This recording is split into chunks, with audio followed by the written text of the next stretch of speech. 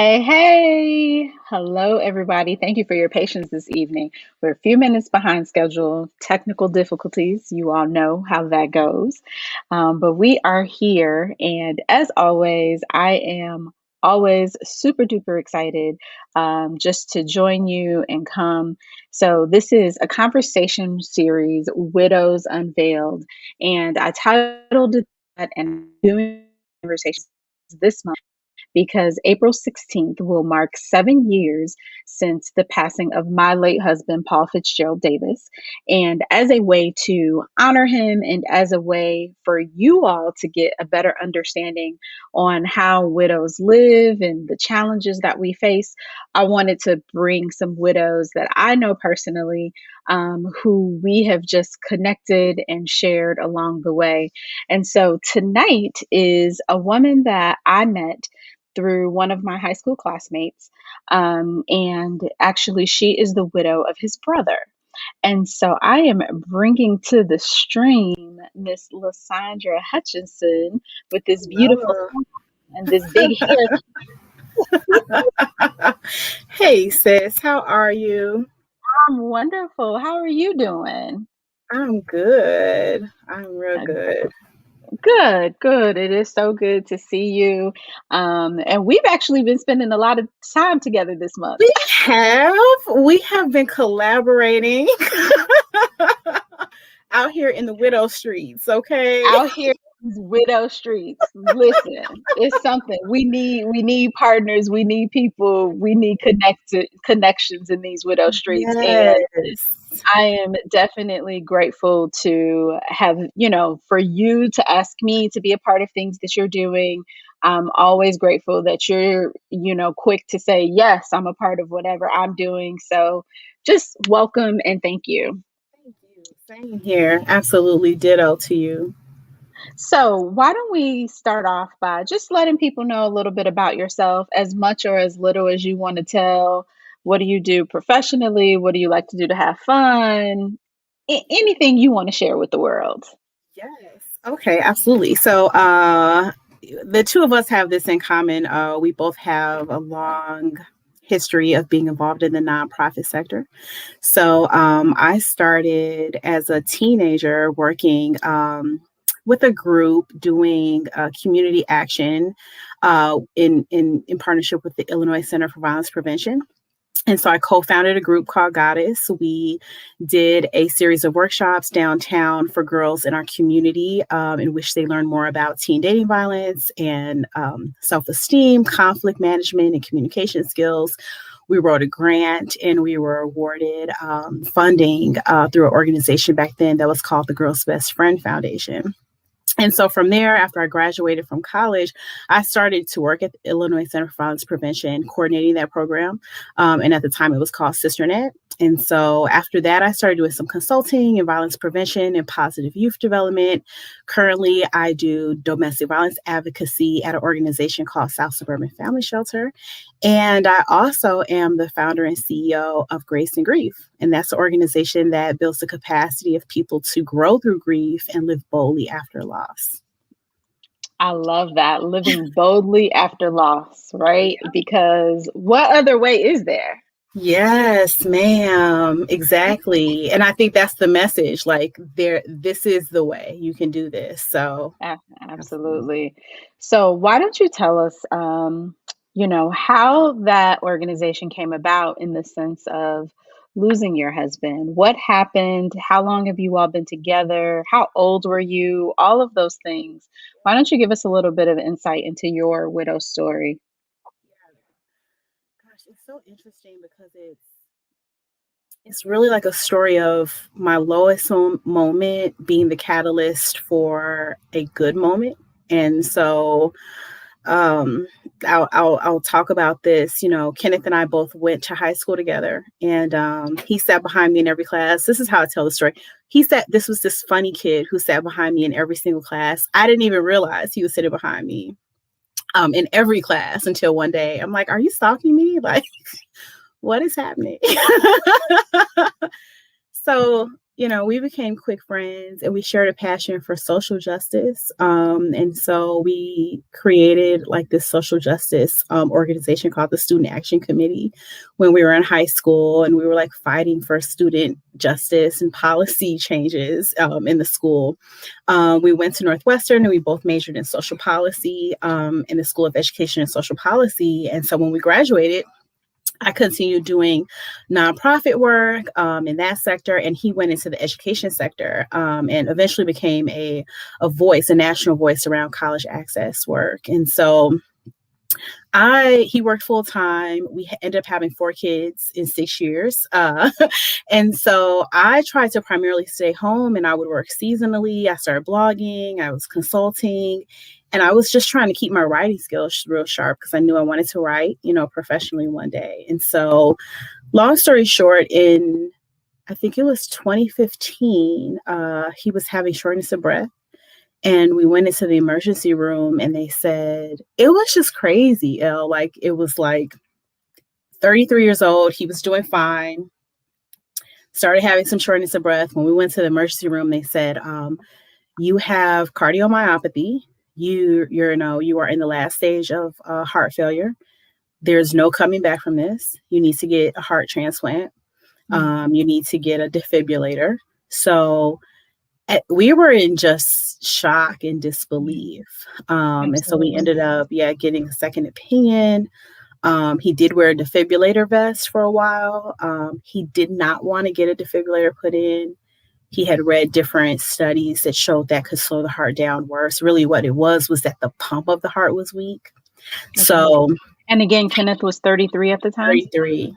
Mm-hmm. And he had a history on his dad's side. There was a history of heart disease. So, but still, when you're that young, you're like, I feel good. I'm healthy. I'm fine. So we were still shocked. He didn't get the defibrillator. We ended up finding another cardiologist that helped him really increase his ejection fraction, so the pump of the heart dramatically. And so he was working with that cardiologist. That cardiologist believed he would make a full recovery. He was doing pretty good. But in October of 2017, his grandmother passed away. And this woman was like his person. She raised him really alongside of his mom. And he used to say it all the time, like, if something happened to my grandma, I don't know what I would do. But she passed away. He started grieving, crying a lot, really upset. The day of her funeral, he sang, he spoke. But later that night, he passed out and he died a sudden death. So I don't think I realized it was right after his grandmother passed. Yep. The day of her funeral. Wow. So the day of her funeral. Yep. So I honestly, in retrospect, so of course, the death certificate said, he died from, having cardiomyopathy. But I think that what did it, because it was like he was doing better. But I think that particular he died from a broken heart. Yes, your heart's already weak, and now your heart is broken. You die from a broken heart. Yeah. So I just think his heart couldn't take it, the grief and the pain of that, and the being worked up. Yeah. Wow, at 33. Wow. Yeah, Thank you for sharing that. Yeah, so he died at 35. So he was diagnosed at 33, died at 35. Yep. And how old were you at the time? I had just turned 35 about 3 weeks before that. Okay. Yeah. So, that comes into the questions. And I remember when Reese posted about this, Kenneth's brother, who I went to high school with, and I immediately said, I know she's not ready, but whenever she's ready, just pass my information, because I know you feel similarly. When I hear about a widow, I am just like, no, like, exactly. I just don't want anybody else to feel that pain and just have to go through that, right? So I'm always just like, no, please. So how have you been able to manage your grief? What have you done with your grief so that you got to this point where we are now in April of 2021?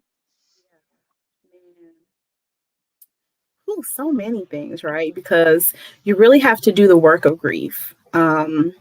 there's this saying that time heals all wounds, but I don't think it's not just time, but it's the work that you do, the soul work, the heart work, the mental work, the emotional work, the relational work. Grief is a lot of work. And it takes an intentional effort to work through grief. So I was just a writer, I was a journaler.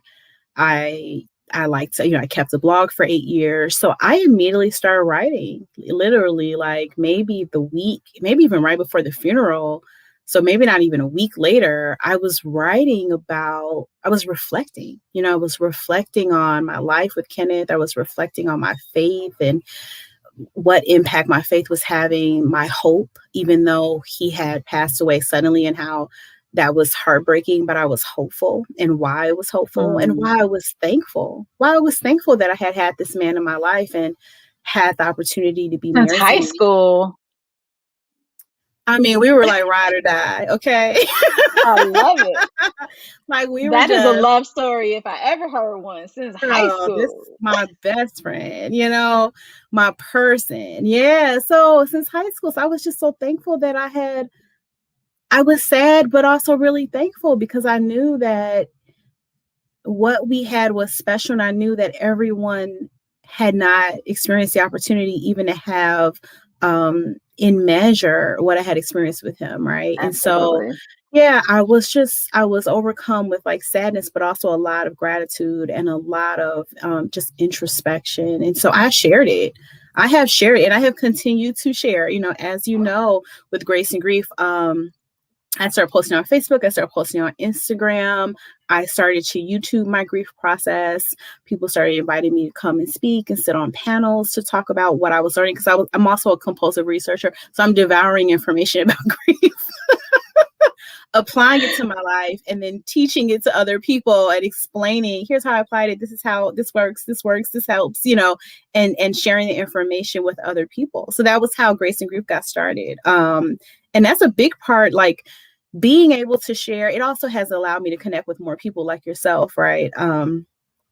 Other widows who, I always say, as a widow, the best support, some of the most amazing breakthrough conversations I've had has been with other widows, because no one Absolutely. gets it like other widows Like get. another widow, right? Nobody truly understands. It's like people can empathize, because well, most people have lost a loved one, but there's something different about losing your spouse, Oh yeah. Oh the yeah. person that you've chosen to spend the rest of your life with, the person, for those of us that have given birth, that you have kids with. Like, there's just something different about that. Yep, absolutely. It's very unique of an experience. And then I want to say, even within that, the subgroup of being an African American woman, or African American widow that's under the age of, like, let's say 40 when you became a widow. I mean, even that. Girl, So let's even say under the age of more like 60, right? Like, yeah, exactly. So I mean, it's almost like a subgroup within a subgroup, and we're a small population of the general population, because I've done the research on that. It's not like a lot of people that you're going to find. So I think absolutely. finding people to identify that have that shared experience has been a huge asset for me. Absolutely. Well, you like perfectly set up the next question.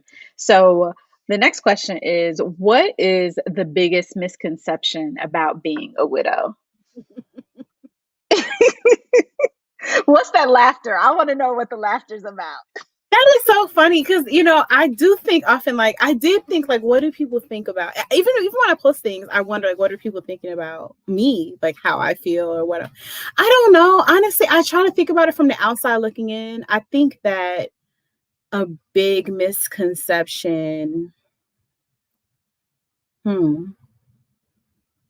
that's a good question. I don't know, I can only speak from me. I think that people felt like every time I was posting about Kenneth, I was like so sad and somber, right? That is a good Okay, one. is it not just me? I was like, does anybody identify? Okay. Okay. So every time I was posting about him, I wasn't sad and somber, and I'm still not, right? And I always would be kind of self-conscious that people think I'm in this hyper emotional state. I'm over here sobbing myself to sleep, but it wasn't like that. Sometimes I was cracking up. Like I was revisiting something he was doing and I was laughing and I just thought it was so funny and I just wanted to share it because it was so funny. Or sometimes, like I said, I was full of gratitude or full of Mm-hmm. love, or there were lessons I learned there were wife lessons that became deeper for me and that the light bulb came on even more in his death than it did when I Absolutely. was in the marriage. And so I would Absolutely. share that because it was almost like I was still in that first year, especially, it was almost like I was still learning the lessons of the Mhm. marital lessons because I was reflecting. Even though he wasn't here, I could see it more clearly. Right. Right. No, I Yeah. love that because as I opened up and I talked about the seventh anniversary of Paul's passing is this Friday. And so, of course, you're like, oh, I want to reflect on that. I want to think, I want to post. And actually, my best friend told me this was probably about 2 years ago. And she's like, people probably think that, like you don't want to date or you don't want to do anything because you're posting about Paul. And I'm Right. like, I'm posting about Paul because there was a great love and I want people to actually know how you can come out on the other side. Yes. Like I'm not sad all the time. Like my husband was a corn ball. Do you hear me? Like he was super corny Oh my God. and so sometimes I'm just cracking up, like you said, I'm like cracking up thinking about some of the corny stuff he did. Or Simone is just like her daddy. Yes. Ooh, wee. I was Yes. like, so it's not always a bad thing, it's just a way to get it out, right? It's just a way to share and to really what takes us into our next question is like how do you keep your late husband's legacy alive? So for me, that's a part of it, right? It's just kind of talking about it and so that Simone knows like your daddy was a real person. She was 2 when he passed. So it's like your daddy was a real person. I want you to know some of these stories. Yeah, absolutely. That has been a huge part of me. A part of my process is this legacy building and this legacy cultivating. Kenneth and I were first generation everything, so I like to put it that way because what I mean is, we talk about first generation college students, but we were first generation college students, first generation to really get married and stay married. Both our mothers had been married and divorced a few times. Or we had relatives that just had children, but they'd never been married. So being married and living together with your spouse and your biological kids in the house, buying the car, and that was not the norm. And so we were first generation everything, both working as we saw each other as destiny partners, and we had all Mm, these love destiny that. dreams, yeah, that we accomplished. That we accomplished. No, we had other things we wanted to do, but we accomplished a lot of stuff. And we're the first in our generation, in our bloodline, to do it that big. You know what I mean? In that Right. way. So I like to tell those stories. I feel as though that's still my testimony. Just because he Mhm. passed away does not mean that that's not my testimony. That's something God did for me, and that is something that my kids get to stand on the shoulders of. So Mm. I like to talk about it. I like to talk about it, even for my kids' sake, but also for other people too, to inspire other people. I like to, and we share this passion.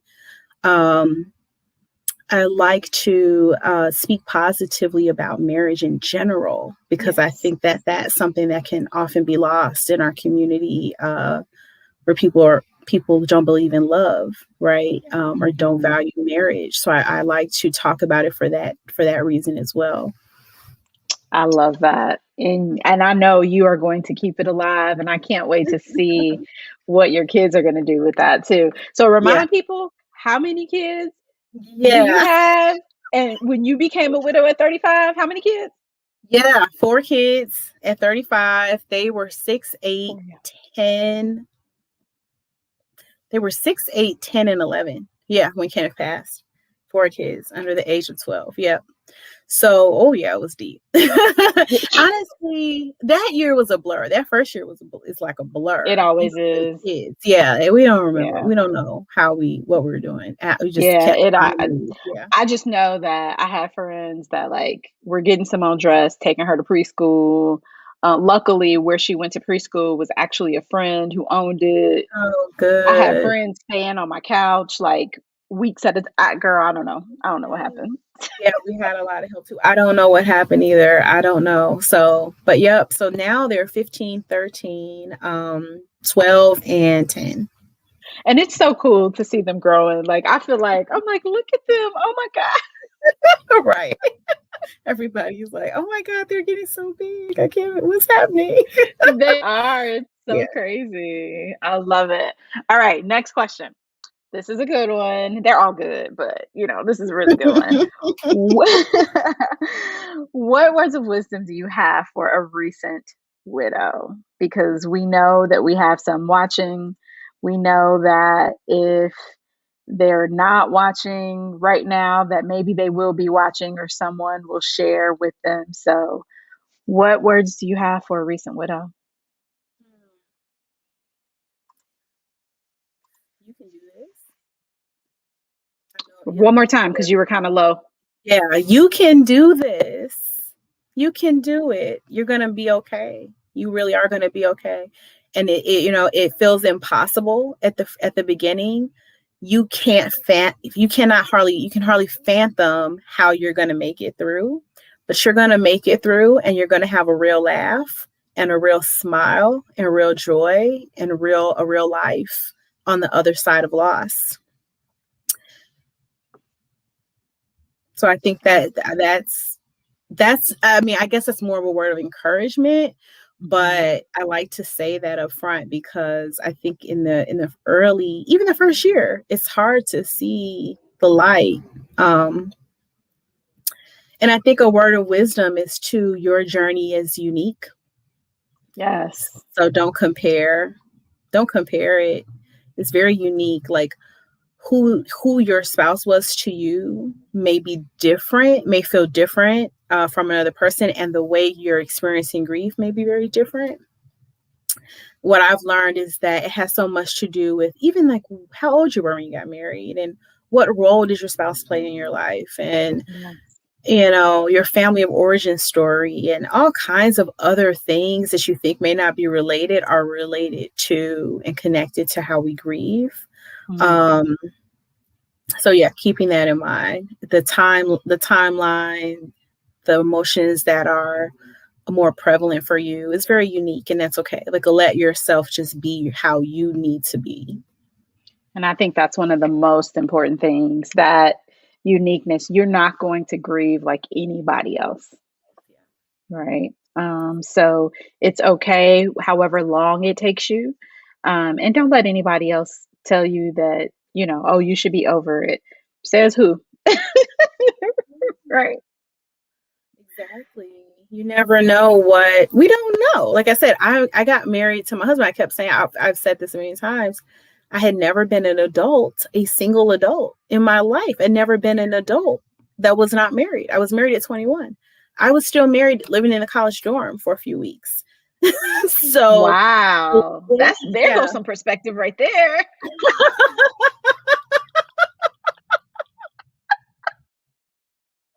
So Girl. even the thought of the weight of responsibility of adult life by myself, I had no frame of reference. How would Yeah. I do that? Well, you've been doing it. You have been I've been rocking doing it. it. And it has been such a pleasure to be on this journey with you.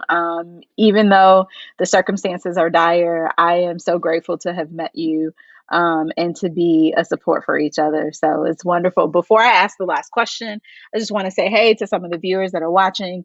Dr. Renee, Tanisha, Monique, Lula. Hey, y'all. Thank you for watching. Yeah. Make sure you are sharing this. Make sure you liking it and making sure that you're just passing it on to anybody that may need this information as well. So this is the juicy question. All right.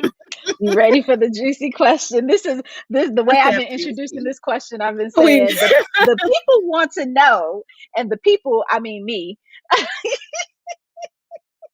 Inquiring minds want to know. inquiring minds want to know, what would you like to see happen next in your love story? My goodness. Well, okay, I have like the conventional way and then the non-conventional way. I mean, let me preference it by saying, when I became a widow, I did not know, again, I didn't know what it meant to be single. I had spent all my adult life studying marriage and how to love another person. But what I have found being single is it really is an opportunity for you to love yourself in a different kind of way, maybe in a deeper way, because you get a chance to know yourself.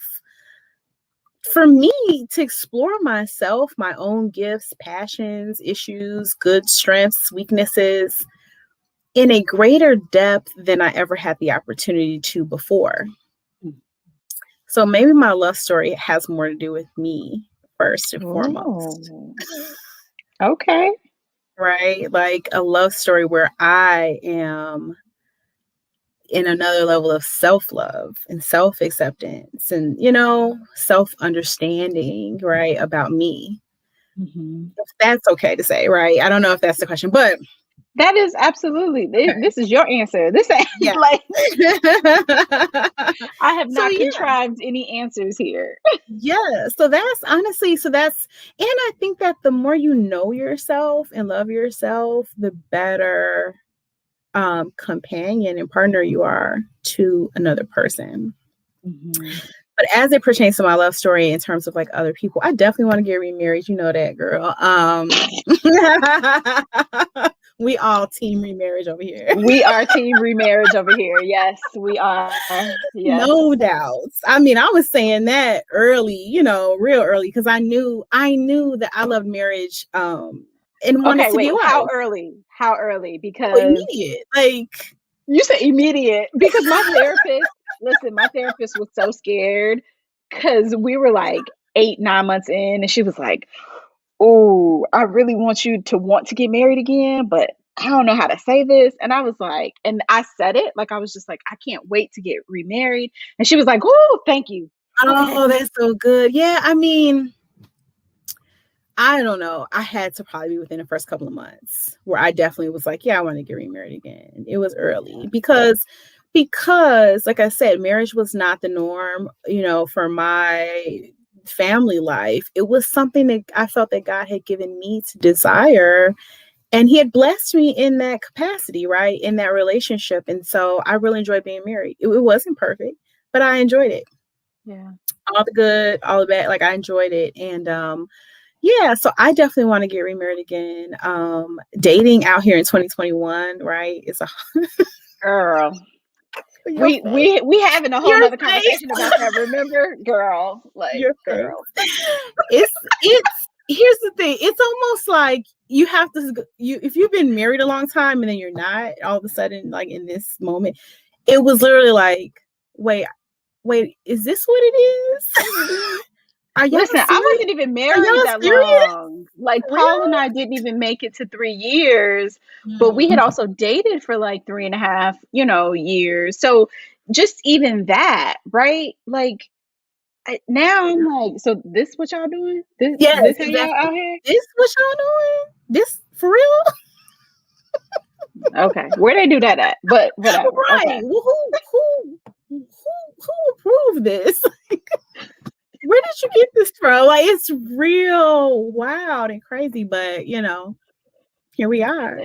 There are some ladies that are agreeing with us. They like, yeah, okay. They are cracking up too. So that's a whole nother conversation, y'all. What I always say though is, so y'all are watching, and while y'all may have some people, some men in your life that you're not interested in, make sure that you connect them with other people who are. Y'all got brothers, y'all got cousins. Now, granted, if they ain't no good, don't share them. Don't share them if they ain't no good. Keep them to yourself, right? Keep them to yourself.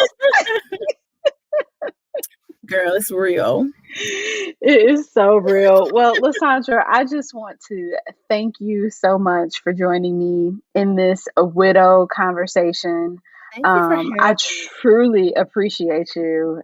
Is there anything that you would like to say that you didn't get a chance to say, or you just want to share with the listening audience? Yeah. Well, first, I just want to say thank you. And I just love what you're doing always. And I'm just always inspired by you and thankful to be connected with you. So let me just Thank put that you. out there. Keep Thank going. you. Keep doing what you're doing. Um, yeah, I think that I want to make this point because this is something that is becoming more highlighted to me, even as some of the most recent things I've been doing with Grace and Grief. It's just that it's important to be in community and not isolated, especially as a widow. I think I'm hearing more and more, and I know for myself personally, having that sense of belonging, being a part of groups, even watching a video like this, right, an interview series, or talking to friends, or reaching out where there is community, like Grace and Grief at Grace and Grief on Instagram and Facebook, or Absolutely. graceandgrief.com. Check us out. It's an opportunity to be a part of community, to plug in where there Mhm. are other widows, where people understand your story, this unique experience, because it is nuanced. And it can feel very isolating. And when you're isolated, it's easy to get depressed and feel Yes. hopeless.